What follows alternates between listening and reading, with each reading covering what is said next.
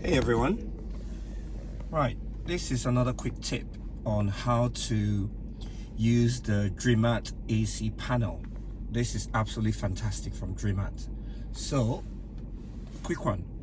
Right, to install this, it's very straightforward.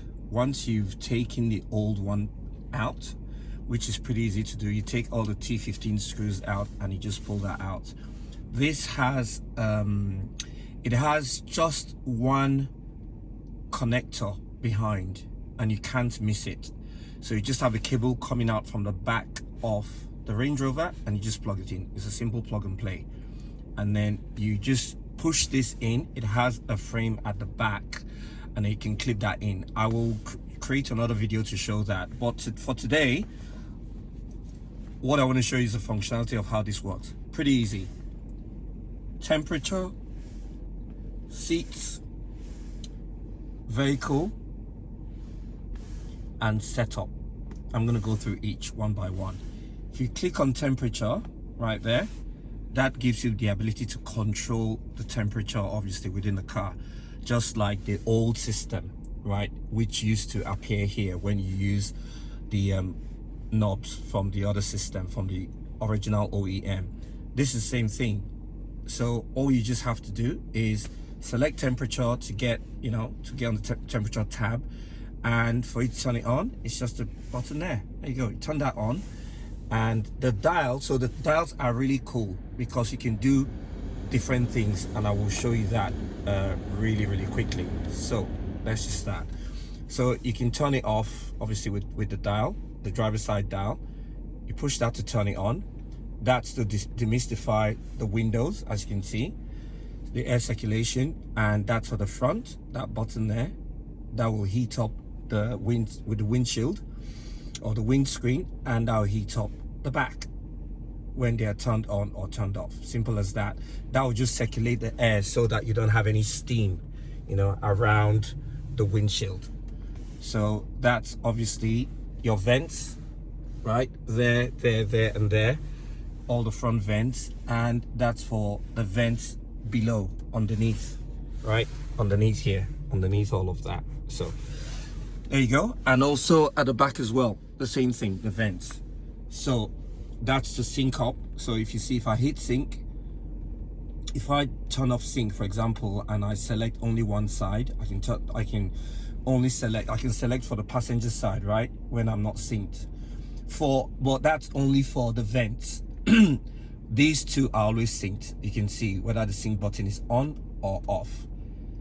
That's always synced because that heats up the entire place, right? Just to make sure there are no what do you call it? Make sure that the windows are not steamed up. But for the other two, the vents for the front and for the back at the top level and below, that's what these are for. So right, you can select for the passenger side and select vents for the lower bottom vent or the top bottom vent, which it is obviously, and the lower bottoms underneath there. If you click sync, it will turn it off. Because you selected the passenger side and you click sync, it turns it off. But this is really cool. If you select from the driver's side, so I'm on the driver's side now, as you can see, right? On the driver's side, if I select from the driver's side and then I select sync, it will sync up the passenger side with the driver's side.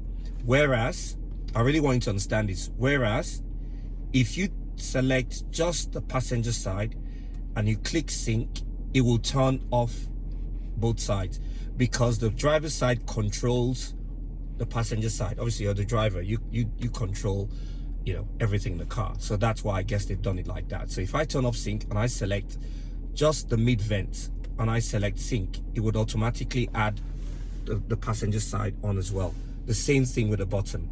If I turn on the bottom sync for the driver's side and I tap that, it will actually turn on the one for the passenger side. So that's a very simple way of understanding how it works. The driver's side controls everything on the passenger side. Simple as that.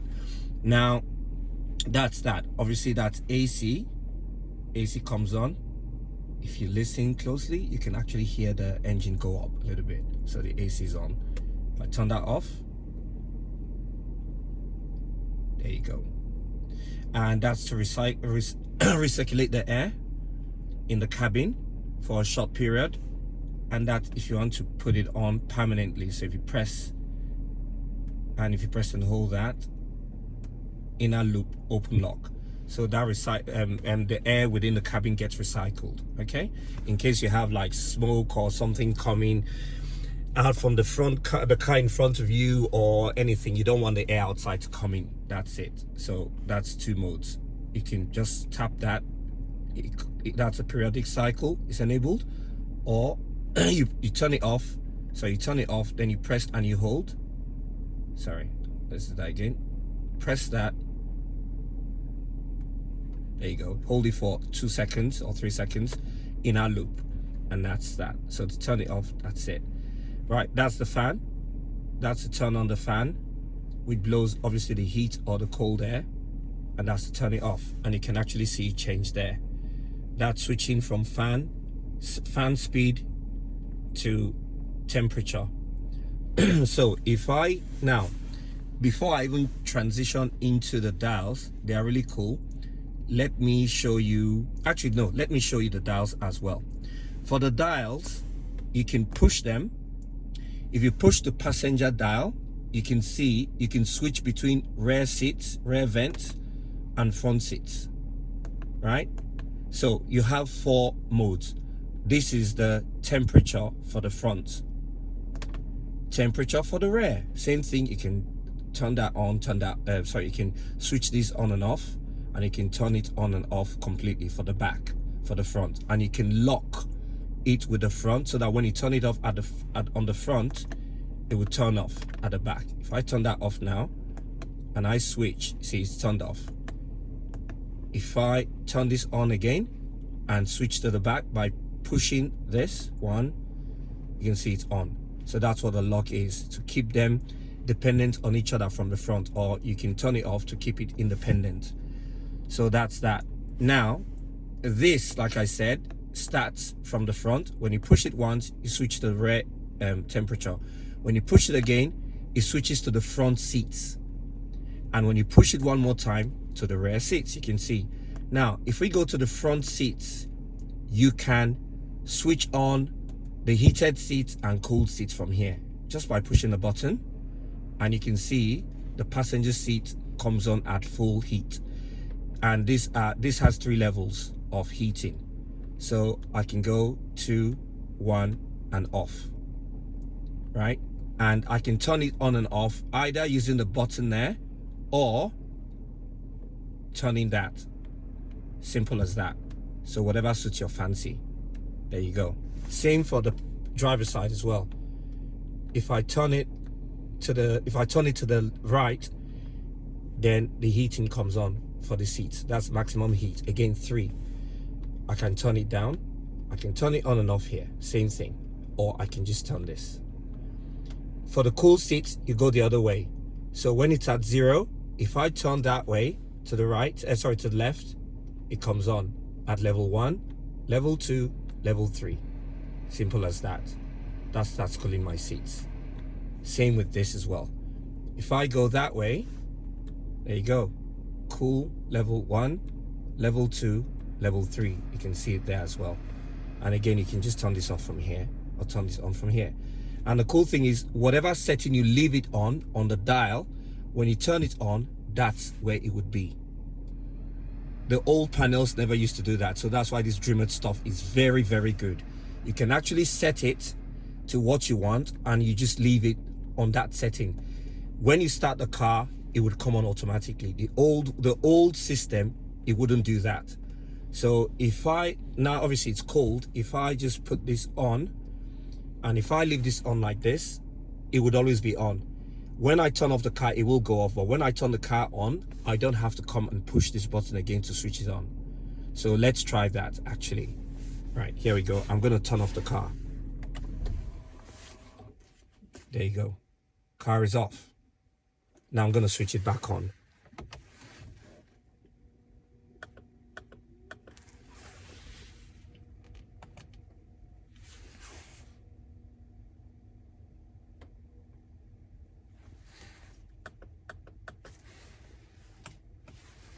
You can see it's already on. How cool is that? So you don't have to be turning it on and turning it off. Unlike the old one, it remembers the setting you put it on. So that's what I wanted to show here. There you go. Now that's temperature, and obviously now we're doing seats as well. Again, like I said, you can switch between temperature and seats using this button just by pushing. This does 4 things. It shows you temperature front, temperature rear, seats front, seats rear. Simple as that. Again, seats is the same thing, same functionality as seats front. Cool seats that way, warm seats or hot seats that way, same as there. Okay, so that's what that is. So that controls switching between temperature and seats. 2 modes there, front and rear. 2 modes there, front and rear. Now if we come to, okay, so let's just put that back. If we now come to vehicle tab, I mean, obviously you can tap between that and that, but you can also use that to do it. That's what, to control, to switch between both and control it. That's what I've just shown. Now for the vehicle part, this only, it's a display. It's just a nice display, right?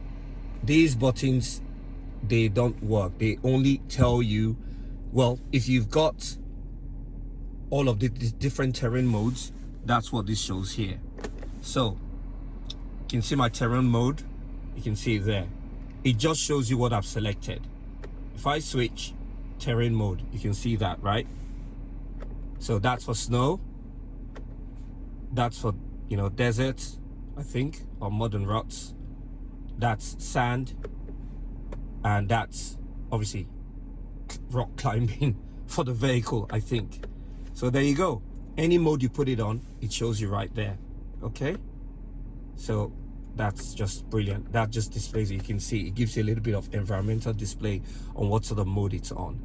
And if I push it down, it goes into automatic. It would automatically adjust. As you can see, when that light's on, it means it's automatic, so it would switch to whatever terrain you're on. So that's that. For cars that have the option of those 2, you know, then you would have access to that. Mine doesn't. It doesn't need to. So there you go. I just have the ASL button, you know, regardless. So that's what that is for. That's very cool. Setup just shows you how to set up the car, basically. So it's very simple. You can see setup, brightness settings, car settings, system settings, and version information.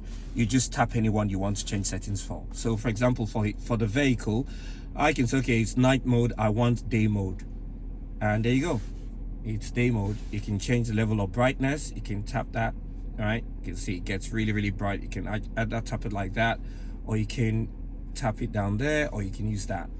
Again, you've got auto as well, which will switch between day and night depending on what time of the day or night it is. So I'll leave mine on auto. That's it for the brightness mode in brightness settings. Car settings just change the color of the car that you saw in the previous display. So it was a black Vogue, as you can see, color setting black and model setting Vogue. So I can say, for example, red, and I want to choose a sport, even though I have an autobiography or, you know, Vogue, whatever. So if I switch back, you will see that has changed, right? It's a red, you know, L494, which is the sport. So there you go. I can switch back to Vogue or sport. I can choose whether it's right hand mode or left hand mode, driving mode. So in the UK it's right hand, so I chose right. Simple as that. I think if you change this and you switch back, well, it doesn't really change anything, but it just shows where. I think it tells the display which location you are in terms of driving. So that's what that is. So I'll switch that back to right. Beautiful. And I don't mind the red at all. I might choose a different color, like white. Vogue. There you go. There you go. White on white. Brilliant. So if I now go to, so that's car settings, by the way. That's it. That's all you can change.